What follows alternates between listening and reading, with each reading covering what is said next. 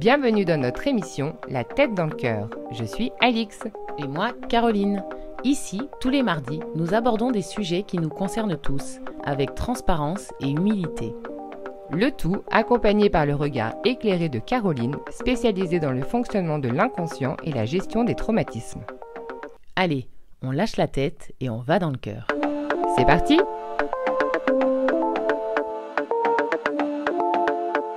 C'est les vacances! Pour cette occasion, nous vous avons préparé une petite série d'épisodes plus courts, en tout cas on a essayé, sur des sujets qui sont selon nous indispensables à aborder. Pour ce troisième épisode spécial été, nous allons parler de la confiance en soi, une thématique très vaste et qui, nous allons le voir, est omniprésente et très influente sur la façon dont nous vivons notre vie. Si ce n'est pas déjà fait, nous vous invitons à écouter les 2 derniers épisodes dans lesquels nous parlons lâcher prise et anxiété. Bonne écoute! Bonjour et bienvenue les amis. Bonjour à tous. Bienvenue dans notre troisième épisode spécial été. Aujourd'hui, on va parler de la confiance en soi, mais pas que, parce qu'on se rend compte qu'en fait, on met beaucoup de choses derrière le terme avoir confiance en soi, et finalement, ça vient aussi réveiller d'autres confiances, et que finalement, c'est un petit peu plus catégorisé, entre guillemets, que ça. Donc, est-ce que tu viens nous en dire plus justement sur les différents types de confiance ? Oui, parce que comme tu dis, c'est vrai que souvent, on dit juste « j'ai pas confiance en moi », alors que si on creuse un petit peu, eh bien, on se rend compte que ce manque de confiance est un peu plus spécifique. Alors là, on va être un petit peu dans la théorie, mais on va quand même rappeler que si on manque de confiance en ses compétences, les compétences, c'est reconnaître ses dons, ses qualités, c'est la valeur que je mets à qui je suis et à ce que je fais, eh bien, la confiance en mes compétences se construit de mes 14 à 21 ans, en lien avec maman, avec papa, avec moi-même et avec ma fratrie si j'en ai une. Ça, c'est vraiment la confiance en mes compétences. Ensuite, il vient la confiance en mes capacités. Est-ce que finalement, je me rends compte que j'ai confiance en moi, mais pas dans ce que je fais ? Eh bien là, est-ce que ça vient toucher aussi mes choix ? Est-ce que je doute en permanence de ce que je fais ? C'est la confiance en mes capacités. Et elle se construit de mes 7 à 14 ans, je le rappelle, en lien à la perception de relation à papa.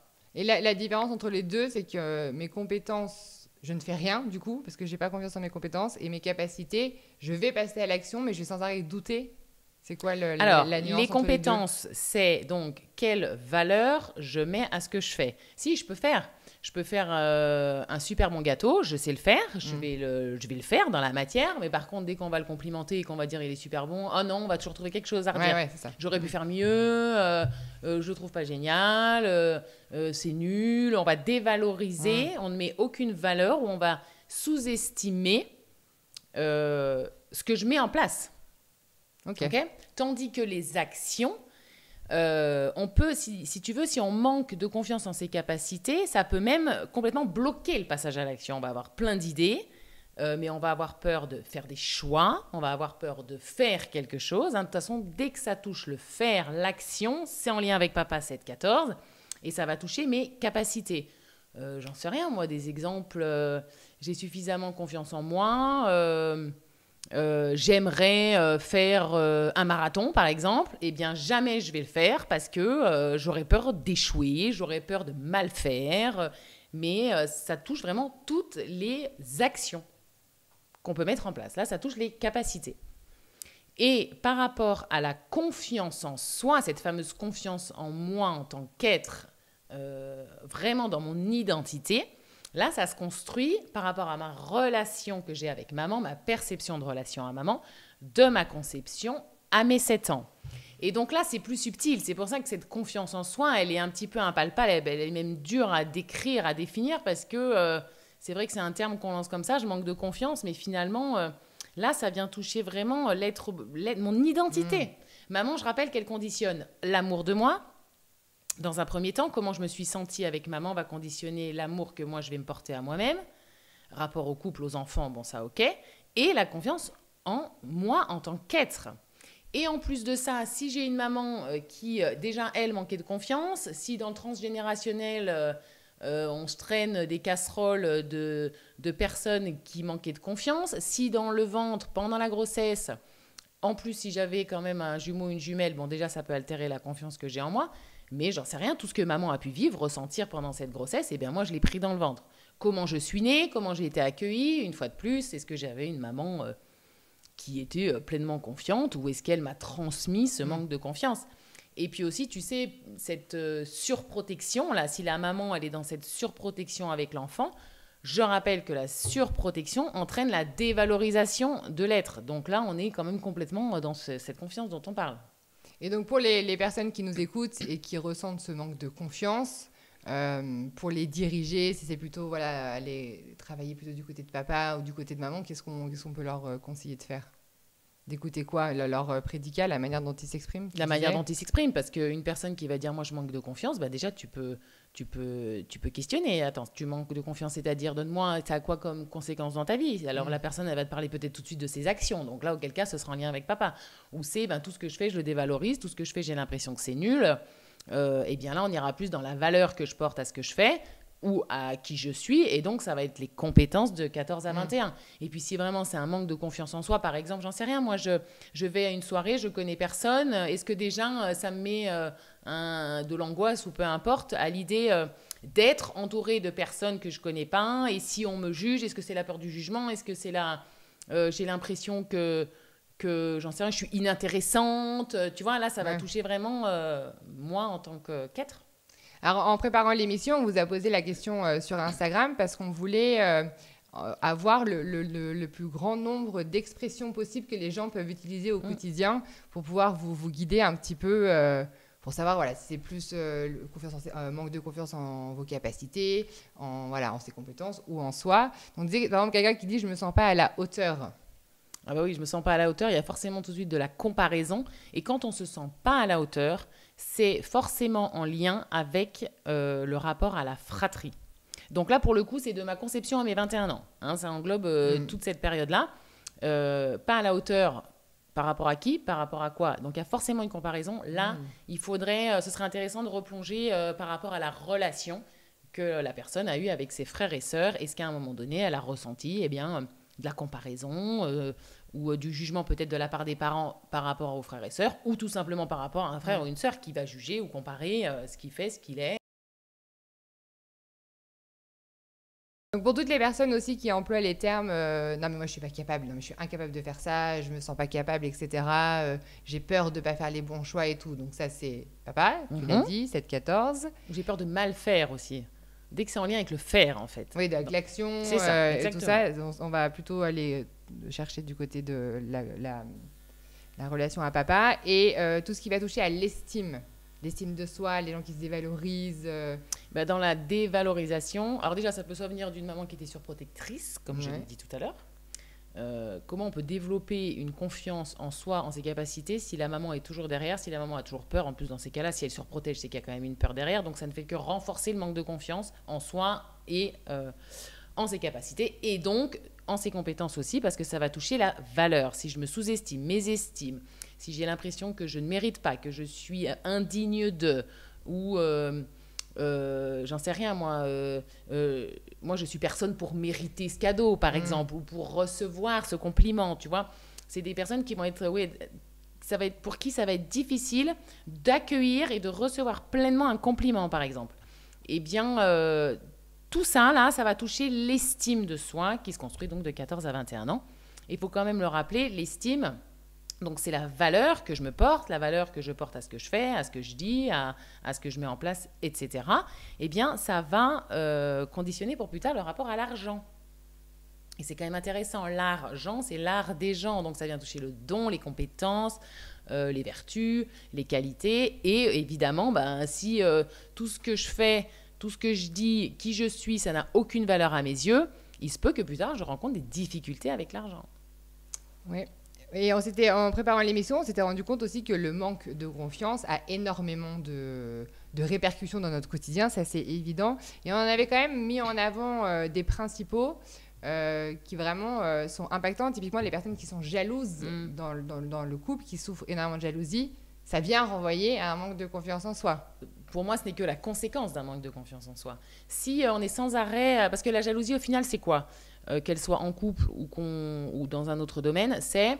J'ai envie d'être ce que l'autre est, parce que j'ai l'impression que je ne le suis pas, ou j'ai envie d'avoir ce que l'autre a, parce que moi j'ai l'impression que je ne l'ai pas, ben, ça vient bien renforcer un manque de confiance. Si on a toujours peur, par exemple en couple, que notre partenaire aille voir à droite ou à gauche, alors attention, ça peut être aussi la résultante d'un trauma vécu dans l'enfance. Hein. On peut avoir enregistré une trahison dans le ventre de maman, on peut avoir enregistré une trahison de notre vivant, par exemple, par rapport au couple des parents, par rapport à X ou Y raison, une trahison d'un ami, d'une amie, d'un frère, d'une sœur, peu importe. Donc ça peut être quand même, la cause peut être quand même traumatique et vécue dans le passé. Mais si vraiment, tu sais, t'en as, c'est une jalousie maladive. C'est impossible pour elle ou pour eux de voir que leur partenaire peut, ne serait-ce qu'attirer le regard de quelqu'un d'autre. Ça va vraiment réveiller une souffrance. Eh bien, parce que déjà, cette personne, elle manque de confiance en elle. Comment peut-on donner notre confiance aux autres si déjà on n'en a pas en nous? C'est pas possible. Oui. Parce que c'est toujours le jeu du miroir. L'autre me renvoie ce que j'ai pas. Hein, donc Oui, et du coup, ça vient aussi relever le jugement. Les personnes qui ont tendance à être extrêmement dans le jugement. Comme on disait, on voit la paille dans l'œil du voisin, mais pas la poutre dans le sien. Ça nous renvoie aussi à un grand manque de confiance, la comparaison, la culpabilité. D'ailleurs, on en a parlé dans l'épisode sur la culpabilité parentale. On se rendait bien compte que ça renvoyait aussi à cette notion d'avoir confiance en soi et en ses choix. Tout ça. Donc, c'est quand même la confiance, de manière générale, en soi, en ses capacités, en ses compétences. Elle vient quand même conditionner énormément notre quotidien, en fait. Dans le passage à l'action, dans l'être, dans la manière dont on se comporte avec les gens, ce qui est quand même hyper intéressant, d'autant qu'on se rend compte qu'on ne nous apprend absolument pas à avoir confiance en nous, et rien n'est fait dans l'éducation, que ce soit intrafamiliale ou que ce soit même à l'école, etc., pour nous inviter à avoir confiance en nous. D'une part parce qu'on a beaucoup grandi, et je pense que les gens se reconnaîtront là-dedans, dans cette notion aussi d'engagement dans le choix. Nous, petits, quand on faisait un choix, et si finalement on se disait, bah voilà, je vais faire de la danse, et puis bah finalement non, ça me plaît plus, tu t'es engagé, tu finis ton année à la danse, tu as fait un choix, il faut que tu ailles jusqu'au bout. Et je pense que cette notion de surengagement en permanence, en fait, elle ne nous invite pas, enfants, à faire des erreurs, et à un moment donné, à être capable de dire, bah ok, j'ai expérimenté, j'ai fait un choix, et finalement, je me rends compte que ce choix, il ne me correspond plus. Et bah, ok, bah, je vais voir ailleurs. Ce qui fait qu'on a des adultes, plus tard, qu'une fois qu'ils ont fait un choix, c'est très difficile de revenir en arrière, ou ne serait-ce que de considérer le fait que ce choix, à la base, n'était pas bon.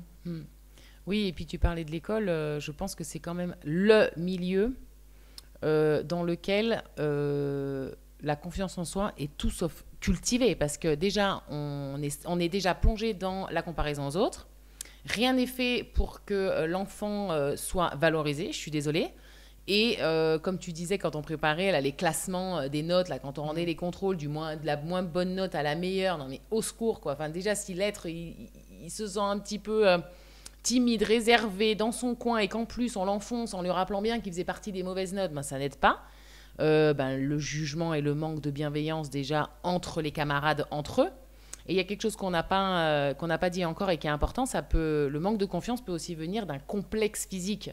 Si on se sent mal dans sa peau, si on se sent en surpoids, en sous-poids, ou peu importe, si on a un complexe physique, quel qu'il soit, ça peut déjà amener à des critiques et des jugements qui, bien évidemment, peuvent enfoncer et comment dire, cacher ce manque de confiance en soi. Enfin, je veux dire, le physique, c'est quand même hyper important. C'est la première image qu'on dégage.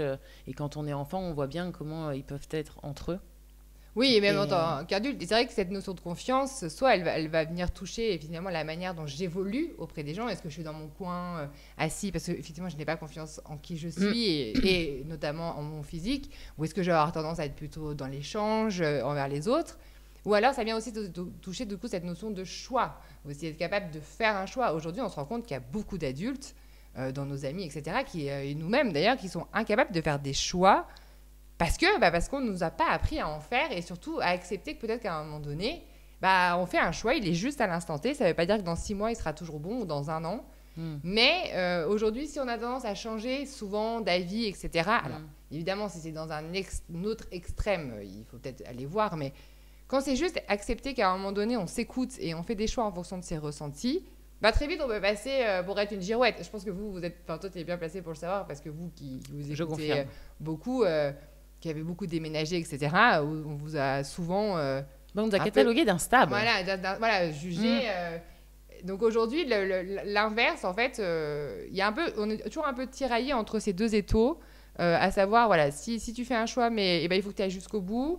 Mais en même temps, des fois, le choix, il est plus bon, donc tu le remets en question. Mais du coup, les gens te disent, mais attends, tu t'es pas engagé, tu changes d'avis toutes les 2 secondes. Donc du coup, ça nous invite encore moins à nous écouter, en fait, dans les choix qu'on fait. Et peut-être des fois, être dans des choix qui ne nous correspondent pas du tout, en tout cas plus à un moment donné, et ça peut venir briser aussi une confiance en nous parce qu'on n'est pas dans le chemin dans lequel on doit être, quoi, en tant qu'être humain. Et c'est vrai que quand on préparait le truc, tu disais aussi qu'à l'inverse, un enfant qui va exceller dans un domaine, par exemple, je sais pas, un enfant qui fait du rugby et qui excelle dans le domaine du rugby, et donc ses parents sont très encourageants, etc., il peut se sentir valorisé que à travers cette activité-là, au point où du coup... si un jour il a peut-être envie d'arrêter, ou du moins parce que j'en sais rien, parce que tout simplement ça a été un temps et ça ne l'est plus, le risque c'est que s'il arrête cette discipline ou cette activité dans laquelle lui, il était en pleine confiance, le risque c'est de se dire si j'arrête, à quoi j'ai m'accroché pour que je ressente toujours cette confiance, ou aux yeux aussi de mes parents, est-ce qu'ils vont avoir confiance en moi si j'arrête? Enfin voilà, souvent ça peut être aussi vicieux. Parce que si du moins on n'apprend pas à l'enfant dès qu'il est là qu'il ait confiance quoi qu'il arrive et dans tous les domaines de sa vie et pas que dans une seule discipline. Mais ça c'est un peu le risque, c'est que si aujourd'hui on est un adulte et qu'on manque de confiance, peu importe le domaine, et qu'on veut et qu'on veut acquérir cette confiance en ne se basant que sur notre passé, nos conditionnements, malheureusement je pense que c'est peine perdue. Parce que c'est se raccrocher à quelque chose de conditionné, quoi. Ça veut dire que, c'est vrai que dans ce domaine, j'étais bon, je vais me raccrocher à ça. Mais c'était il y a 20 ans, donc ça ne sert à rien. Je pense que si aujourd'hui, on veut acquérir cette pleine confiance, il faut prendre de la hauteur et pas... Alors si, on peut renouer avec son enfant intérieur, qui lui était plein de dons, de qualités, comme tu le dis avec André Stern, il est arrivé géant des possibles. Donc oui, se reconnecter à cet enfant, mais pas parce qu'on a entendu, pas parce qu'on nous a dit enfant, pas par notre conditionnement, parce que malheureusement, je pense que vraiment, c'est trop conditionné. Oui, parce que je pense qu'en tant que parent, on en est, donc on sait à quel point c'est difficile d'être dans ce juste milieu, entre à un moment donné laisser son enfant faire ses propres choix, ses propres expérimentations, échouer, relever, et du coup prendre conscience de son entièreté de possibilités. Et entre le parent qui a peur ou qui peut-être lui-même déjà manque de confiance en lui et du coup a des difficultés à donner sa confiance à son enfant, on se rend compte que quand on prend 2 secondes un regard là-dessus, sur l'éducation qu'on a reçue au sens large, nous tous, rien n'a été fait pour nous inviter à avoir confiance en nous et pour nous laisser expérimenter, nous laisser réussir, nous laisser savourer aussi la réussite, parce que il y a aussi beaucoup de ça. Est-ce que quand on arrive, et on le disait dans l'épisode sur la culpabilité parentale, est-ce que quand on arrive, on dit « Ah, mais je suis fière de moi, là, oh, t'as vu comme j'ai réussi, vraiment », et qu'on savoure un petit peu cette pleine conscience de la victoire, de la réussite, on peut entendre des phrases comme « redescends un peu, oula, t'as pas un peu trop pris la confiance, toi ?» Et je pense ça va les chevilles, tu te prends pour qui, la grosse tête et tout. Et je pense qu'il y a un amalgame entre juste à un moment donné être capable de savourer une victoire, une réussite, j'en sais rien, que sais-je, et avoir ce sentiment que tout de suite on est présomptueux, et du coup par fausse modestie les gens ne vont pas nouer avec ça, et à la fois l'échec entre guillemets il est extrêmement jugé sévèrement, que ce soit par les instituts, que ce soit pas tous mais en tout cas par une majorité, que ce soit par nos parents, donc c'est sûr que dans ce contexte, je dis nos parents, puis par la société aussi dans son ensemble. Donc c'est sûr que dans ce sens-là, ça nous laisse une toute petite marge pour évoluer sans être trop d'un côté, trop de l'autre. Et on peut pas là-dedans s'épanouir dans notre entièreté de qui on est. Oui, donc c'est intéressant de se dire finalement, c'est quoi le risque si j'ai confiance ? Une fois de plus, cette fameuse question fatidique, mais qui est extrêmement puissante. Parce que comme tu l'as dit, et à juste titre, et je pense que c'est très important de le relever, c'est que dès qu'on est confiant, alors soit on a peur que ça ne dure pas, soit on est catalogué, mais tu te prends pour qui, en fait Donc, il faudrait sans arrêt qu'en fait, on vive en marchant sur des œufs, et on s'étonne que de plus en plus de gens souffrent d'anxiété, d'angoisse et tout le bazar. Mais attends, c'est quoi le problème si aujourd'hui, je suis sûre de moi ? Et finalement, si on regarde autour de nous, est-ce qu'on a des gens qui nous inspirent et qui dégagent cette confiance, cette assurance? Parce que je crois que c'est quand même très lié. Et malheureusement, mais les temps changent, c'est vrai que de génération en génération, depuis des siècles, eh bien, rien n'a été fait pour que l'être humain soit fier, confiant, droit dans ses bottes. Et d'ailleurs, par rapport au micro-comportement, par rapport à la tenue, comment on se tient, ça c'est hyper révélateur aussi. Est-ce qu'on a les épaules renfermées? Ça veut dire qu'on manque de confiance. Est-ce que non, on est sûr de soi, on a la tête droite? Et c'est vrai que nous, notre maman nous le disait très souvent. Et sois fière de qui tu es, marche, t'es grande, assume, ouvre les épaules. À droite, machin, mais tout ça, c'est des petits détails, c'est des petits micro-comportements, mais qui montrent quand même l'assurance que peut dégager une personne. Et malheureusement, si elle en dégage, mais même pas trop, si elle en dégage tout court, elle va être cataloguée de « Non, mais t'as vu celle-là, elle s'est pris pour qui? Elle est hautaine. Tout de suite, elle est hautaine. Elle est là. Non, je peux être fière de qui je suis et aimer qui je suis. » Et je pense que ça peut être une bonne transition pour parler de la suite, d'ailleurs. Après, peut-être aussi qu'il y a un amalgame parce qu'il y a des personnes qui, souffrant d'énormément de manque de confiance en eux, vont avoir tendance à surcompenser et à être peut-être effectivement des personnes odieuses, imbues, etc. Et là, du coup, ça donne, entre guillemets, une fausse image de la confiance qui peut être... Ça ne veut pas dire que quand on a confiance en nous, on est obligé se sentir le roi du monde. C'est pas ça, c'est juste dégager une énergie de stabilité, de confiance, de sérénité. Et je pense que ça vient quand même vachement toucher le jugement et le regard des autres, parce qu'on peut se sentir bien chez soi, avec qui on est, en tout cas dans la globalité. Et dès lors qu'on va sortir, faire preuve de surhumilité ou faire preuve de ça, de surtout pas montrer à quel point on peut être bien avec soi, être confiant, et du moment où on sort de chez nous, mettre un peu le masque de cette personne un petit peu... Voilà, qui surtout va pas trop en dire et va peut-être pas se valoriser sur ce qu'elle a fait, etc. Et je pense que si déjà on arrive à se détacher du jugement des autres, qui leur appartiennent d'ailleurs, parce qu'ils voient en nous ce qu'ils sont, hein, donc voilà. Déjà, je pense qu'on aurait plus de confiance en nous, de manière générale. Le regard des autres, de ce que les autres pourraient penser, il nous conditionne à l'infini. Et moi, je voulais rajouter aussi quelque chose, c'était que on a un peu l'impression, dans notre éducation, dans la société très conditionnée, qu'il y a un chemin de vie, une manière de faire, une manière de bien faire. Et on s'en est rendu compte dans le sondage qu'on avait sur Instagram, c'est que les gens ont peur de mal faire, peur de ne pas faire les bons choix. Et c'est ce qu'on disait, mais par rapport à quoi, en fait? À qui? À quoi? À qui? Il est évidemment que du moment où on respecte les autres et qu'on ne va pas faire un choix qui va mettre en danger la vie d'autrui, on est d'accord? C'est quoi un bon choix? Mais oui, déjà. Et puis, comme tu dis, je pense que si déjà on enlève la première couche de peur du regard des autres, si j'échoue, finalement, c'est quoi? Les autres vont penser quoi de moi? Donc, peur du jugement des autres. Si déjà on le met de côté, ça nous renvoie à nous et à nous-mêmes. Et bien là, face à nous-mêmes, comment est-ce qu'on est en capacité d'assumer ses choix, d'aimer ses choix, d'être flexible dans l'adaptabilité, dans la fluidité, c'est OK, j'essaye ça, si ça marche pas. Voilà, c'est aussi l'auto-jugement qu'on apporte à ce qu'on fait. Si on est sans arrêt en train de dire, comme tu as dit, je me suis engagée, je vais au bout, même si ça ne me plaît pas, etc. Oh, on apporte un peu de douceur à tout ça. Mais tout ça, c'est que nos conditionnements du passé. Donc, si c'est vraiment un blocage, moi, j'invite vraiment les gens à se libérer de ce qui a fait qu'aujourd'hui, ils ressentent ça dans leur quotidien.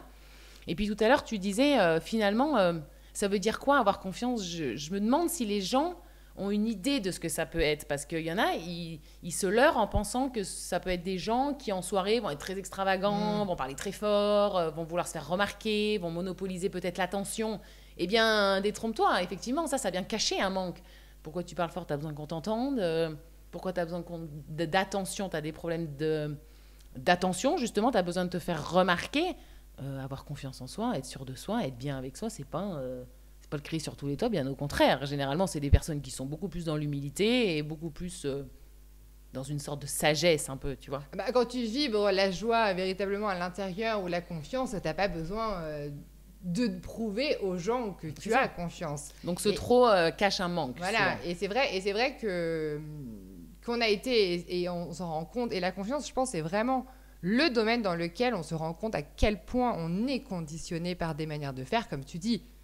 La personne qui va arriver, qui va être hyper confiante dans l'humour, en soirée, etc., de ce fait, indirectement et inconsciemment, on va se dire « Oh là, cette personne, elle a confiance en elle. Et alors que rien ne nous le dit. Donc il y a vraiment cette double facette entre l'image qu'on peut donner aux autres et ce qu'on ressent vraiment à l'intérieur de nous.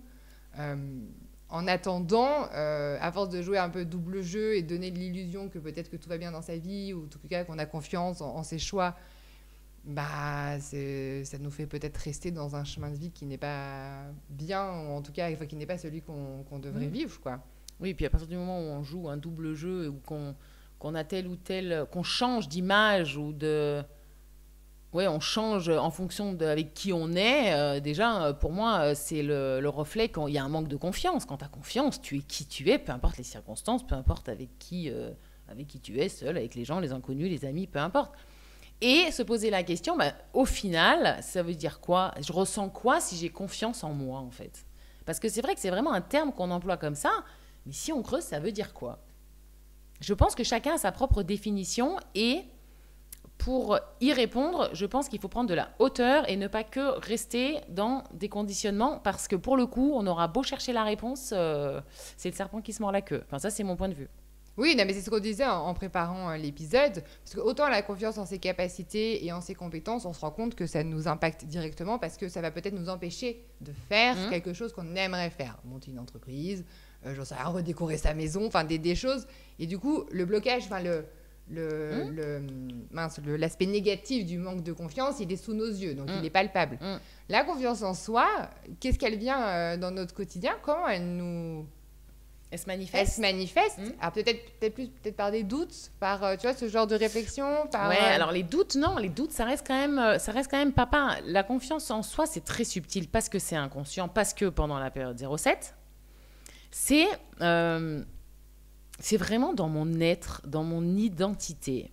Et pour ça, je pense qu'il faut renouer avec notre partie lumineuse, avec notre âme. Tu vois, la confiance en soi, ça vient toucher son intuition, ça vient toucher son côté artistique, l'imaginaire, la créativité. C'est hyper intime au final. C'est quelque chose que tu manifestes pas à l'extérieur, hormis peut-être, comme on disait, cette assurance de comment tu te tiens, si tu es bien avec toi-même en toutes circonstances, bien avec les autres, et que tu n'es pas obligé de jouer un rôle ou quoi ou qu'est-ce. C'est pour ça qu'elle est difficile à expliquer, mais parce que je pense que c'est en lien aussi avec ma vision de la vie. J'ai confiance en moi, j'ai confiance en la vie, et pour ça, eh bien, c'est pas dans le labyrinthe, une fois de plus, qu'on va trouver les réponses, c'est en prenant de la hauteur qu'on va trouver la sortie. Et je pense que pour avoir cette confiance en soi, eh bien, il faut renouer avec sa partie lumineuse. Elle est intime et elle est impalpable. Parce que apprendre à ses enfants à faire des choses, etc., à la limite, c'est facile. On a appris à faire plein de trucs. Ce qu'on disait dans un des tout premiers épisodes, je crois. Mais on ne nous apprend pas à être qui on est. On ne nous apprend pas, je fais des généralités, mais vous avez compris. Et effectivement, c'est de ça dont il s'agit. C'est d'être capable notre enfant intérieur, de se rappeler de l'innocence, de la beauté, de la grandeur qu'il avait avant qu'on soit venu un petit peu le conditionner. Le conditionner. Et je pense qu'on a cette fausse croyance que l'enfant naît vide, tu vois, naît immature, et qu'on vient, nous, en tant que parents, la société, les instituts, tout ça, on vient le remplir de plein de choses qui sont justes, qui sont bonnes pour lui, tu vois. Et c'est quand on grandit avec cet état d'esprit, on se dit, bah oui, de tout ce que j'ai reçu, c'est forcément vrai. Alors que quand on prend le schéma inverse et qu'on se dit, bah déjà, on est venu, on était rempli de tout. Et c'est l'éducation, les conditionnements, c'est évident que dans tous les cas, à un moment donné, ça vient nous façonner. Et en tant qu'adulte, quand on manque de confiance, personne ne va nous aider à acquérir cette confiance. Elle ne vient pas de l'extérieur. Et on n'a pas d'autre choix que de venir renouer avec ce que tu disais, avec cette grandeur, notre âme intérieure, et puis avoir confiance en soi. Et puis c'est ce qu'on disait, avoir confiance en soi, c'est pas ne jamais faire d'erreur, c'est pas être tout le temps parfait en société, etc. Non, avoir confiance en soi, c'est d'accepter ses limites, c'est d'accepter qu'à un moment donné, le choix, il est arrivé à une fin. Mais le vivre avec plus de sérénité et de douceur, c'est accepter de s'excuser quand on a eu un mauvais comportement, peut-être, c'est ça, avoir confiance en soi. Mais pour moi, avoir confiance en soi, c'est renouer avec cette partie puissante de nous qu'on a oubliée, ça c'est clair. C'est peut-être aussi s'ouvrir, quelle est ma vision de la vie de manière générale?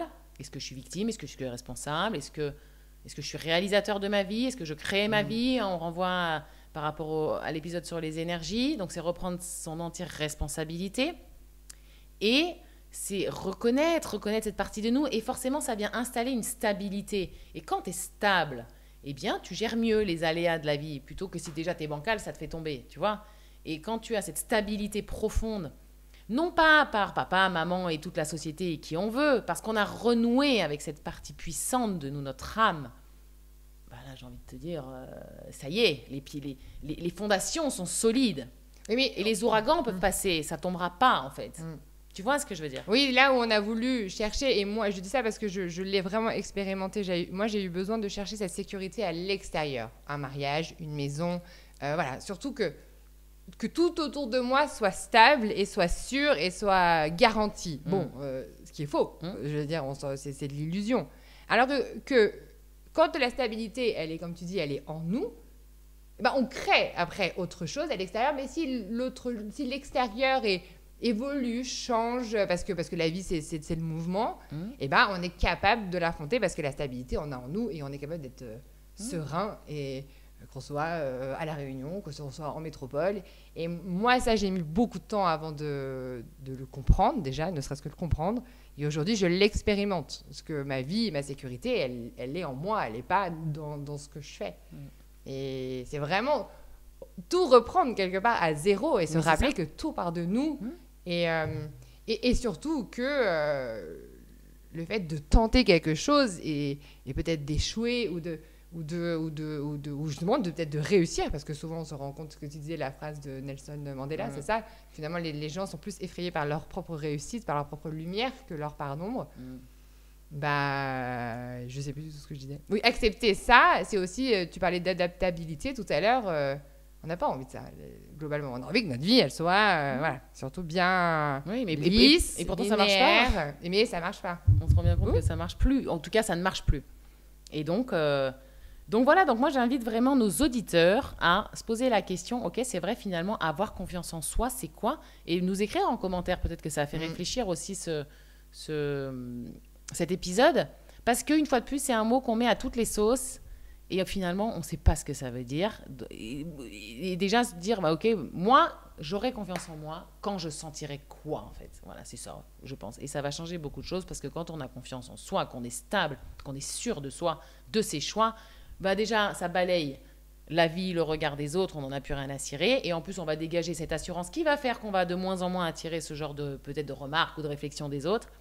Et on va attirer à nous la vie, et vu qu'on l'a créée avec une bonne énergie, en étant sûr de soi, eh bien, même si effectivement, comme tu dis, la vie, c'est le mouvement, parfois il y a des hauts et il y a des bas, eh bien, il n'empêche que ce sera fait avec une énergie de confiance, et ça ne peut être que bénéfique. Oui, c'est ça, c'est accepter que même si on n'est pas sûr de son choix, c'est en tout cas avoir suffisamment confiance qu'à un moment donné, à l'instant T, si on a fait ce choix, c'est que c'était juste pour nous. Et que finalement, peu importe les conséquences, on est prêt à les vivre parce qu'à un moment donné, on a fait ce choix-là. Et il faut avoir confiance en son intuition et en la beauté de son choix. Et si on s'est trompé, on s'est trompé. Et si c'était le bon, c'était le bon. Et arrêter d'encenser ou d'avoir l'impression que tout se joue là à un instant T. La vie, c'est le mouvement, ça évolue. Et si on a pris à droite, on peut prendre à gauche la fois d'après. Et c'est OK. Et pour ça, effectivement, il faut déjà ressentir un minimum d'amour pour soi dans toutes ses facettes. Que ce soit, parce que s'aimer dans ses bons côtés, à la limite, ça peut être facile. S'aimer dans ses pardons, mais dans ses limites et dans ses côtés un petit peu plus sombres, c'est une autre paire de manches. Oui, absolument. Mais s'aimer, pas que s'aimer sur le plan humain. S'aimer dans sa grandeur d'âme. Et là, je pense qu'on touche le vrai amour. Et effectivement, pour conclure, je pense que finalement, avoir confiance en soi, en la vie, c'est déjà s'aimer pleinement. Et ça, je pense que c'est la base. C'est le point de départ. C'est le point de départ et c'est le fil rouge, j'ai envie de dire, de la connaissance de soi. Bon, la confiance, un sujet passionnant quand même, dans toutes ses facettes, parce que ça vient vraiment nous... C'est vraiment ça vient toucher notre plus intime, quoi, notre intérieur à nous, quoi. C'est assez intéressant. De qui nous sommes, quoi. Et puis ce que tu disais, on est confiant. Je voulais finir là-dessus. Tu disais se rappeler que l'être humain, il est illimité. Tu disais, on est avec cette confiance. On est NAIT et on est N'*EST. Qui plus est. confiance et en fait cette foi, quoi, c'est cette illimité des possibles. Oui, absolument. Et comme tu dis, ça a été phagocyté petit à petit. Voilà. Non, pour retrouver sa puissance, on enlève le costume là de l'humain conditionné et on se retrouve et on se reconnaît. Moi, tu sais, j'aime bien les jeux de mots. Reconnecter, c'est reconnais que t'es puissant. Oui, je sais que t'aimes les jeux de mots. D'ailleurs, si vous voulez en savoir plus sur les jeux de mots de Caroline, rendez-vous. Non, j'ai écrit un livre. Donc, savoir que maintenant, tu refais des séances Ah à oui, distance. Absolument, absolument. Si vous Pour rencontrez ceux qui des le souhaitent. problématiques, quelles qu'elles soient, je vous accompagne avec grand plaisir. Et pour ça, je vous invite à quoi d'ailleurs? À me laisser un mail peut-être? Ou même un DM sur Instagram. Tu as ton compte à toi. Oui, ou même via la tête dans le cœur si vraiment. Via la tête dans le cœur. Je fais des séances à distance et je vous en dirai plus si vous êtes intéressés, car il est grand temps de se libérer de tous ces conditionnements, croyances limitantes, blocages, traumatismes, deuil, enfin tout ce qui est là et qui entrave et empêche votre bonheur. Voilà les amis, très bonne journée ou soirée à toutes. Merci d'avoir partagé cet instant avec nous. Pour celles et ceux qui auraient raté l'info, nous faisons dorénavant un épisode en live sur YouTube le premier jeudi de chaque mois. Nous vous donnons donc rendez-vous jeudi 1er août à 20h30 pour notre deuxième épisode en direct et vous invitons à regarder le replay du premier dans lequel nous parlons du couple. Bonne journée, bonnes vacances et à mardi prochain.